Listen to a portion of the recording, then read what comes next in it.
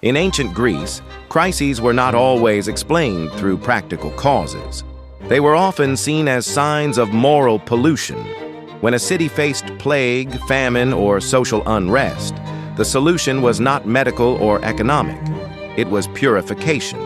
The Pharmakos ritual involved selecting a marginalized individual, a beggar, a slave, someone deemed impure, and turning them into a symbolic container for all the community's evils.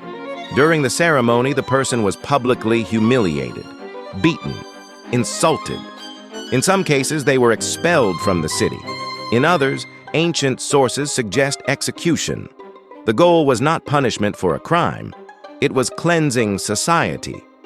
Ancient texts describe how fear, guilt, and misfortune were projected on a single human figure. Once removed, order was believed to return. To the Greek mindset, the city was a living organism. If something went wrong, it meant contamination. The Pharmakos was not irrational chaos. It was an accepted civic ritual. Modern anthropology views it as a form of social control, redirecting collective anxiety onto a visible victim. The problem was not solved. The fear was. And this practice reminds us that throughout real history, societies often removed evil by removing someone else.